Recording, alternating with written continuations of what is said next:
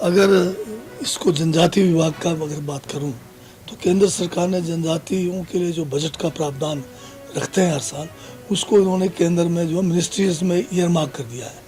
सारे के सारे अलग अलग मिनिस्ट्रीज में ईयरमार्क करने से ट्रैवल डिपार्टमेंट या जो हमारा मिनिस्ट्री है उनके पास करने को कुछ भी नहीं है। ये मिनिस्ट्रीज जो है इसको दूसरे बजट के साथ जोड़कर ट्राइबल एरियाज़ में उसको खर्च नहीं कर रहे हैं, या हमें जो ज़रूरत है उसके मुताबिक हमें बजट नहीं दे रही है। अगर इसको जनजाति विभाग का अगर बात करूं तो केंद्र सरकार ने जनजातियों के लिए जो बजट का प्रावधान रखते हैं हर साल, उसको इन्होंने केंद्र में जो मिनिस्ट्रीज में ईयरमार्क कर दिया है। जो ट्राइबल मिनिस्ट्री है उनके पास जो है ये बजट डायरेक्ट नहीं है। सारे के सारे अलग अलग मिनिस्ट्रीज में ईयरमार्क करने से ट्राइबल डिपार्टमेंट या जो हमारा मिनिस्ट्री है उनके पास करने को कुछ भी नहीं है। और जो ये आप मान लीजिए सड़क संपर्क का है या इरिगेशन का है या आप कृषि का है या जिसमें हॉर्टिकल्चर भी शामिल है, ये बजट सारा का सारा ईयरमार्क करके इन मिनिस्ट्रीज़ के पास है। ये मिनिस्ट्रीज़ जो है इसको दूसरे बजट के साथ जोड़कर ट्राइबल एरियाज़ में उसको खर्च नहीं कर रहे हैं, या हमें जो ज़रूरत है उसके मुताबिक हमें बजट नहीं दे रही है। तो हमें ज़्यादा उम्मीद नहीं है। अगर ये ईयरमार्किंग केंद्र में ट्राइबल बजट का ख़त्म किया जाता है तो एक बहुत बड़ी सौगात हो सकती है, जिसकी उम्मीद कम है। अगर ये करेंगे तो हम फिर इनका धन्यवाद भी करेंगे। तो इसी तरह से दूसरे विभाग है, खासकर रेलवे को लेकर केंद्र जो है हिमाचल के उदासीन रवैया अपनाए हुए है।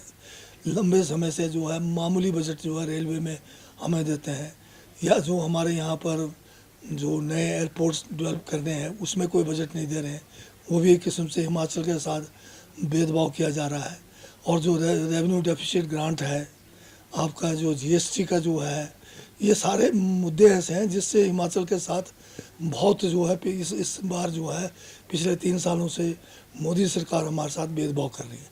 यहाँ तक कि आपदा के जो 2023 का जो हमारे पैसा मिलना चाहिए पीडीएनए का, उसको पूरा नहीं कर पाया अभी तक। फिर दूसरी बात जो हमारा 25 का है, प्रधानमंत्री स्वयं हिमाचल में आए आपदा के समय में 1500 करोड़ रुपए मात्र जो है 6000 करोड़ के एवरेज में देने की घोषणा की, उसका भी एक पैसा नहीं आया। तो अब उम्मीद करते हैं कि 16th फाइनेंस में हिमाचल को कहाँ पर इन्होंने रखा है, किस तरह से हिमाचल की समस्याओं को ध्यान में रखा गया है, नहीं रखा गया, या वही भेदभाव वाला अन्यायपूर्ण रवैया छोटे स्टेटों के साथ होता है। या भी अब देखते हैं संडे को क्या होता है। बागवानी में भी वही है, MIDH का लिमिटेड स्कोप है जिसमें 35-40 करोड़ से ऊपर हमें देते नहीं है, जबकि हमारा हिमाचल जो है 5,000 करोड़ की बागवानी की हमारी आर्थिकी है, जिसके ऊपर अभी हाल में ही केंद्र सरकार ने न्यूजीलैंड के साथ जो एक करार किया है जिसमें इंपोर्ट ड्यूटी जो है 50% से घटा के 25% कर दिया। उससे जो है आने वाले समय में न केवल हिमाचल की आर्थिकी जो सेब पर है उसको काफ़ी नुकसान होना है, पड़ोसी राज्य जम्मू कश्मीर और उत्तराखंड को भी बहुत नुकसान इसका होने वाला है।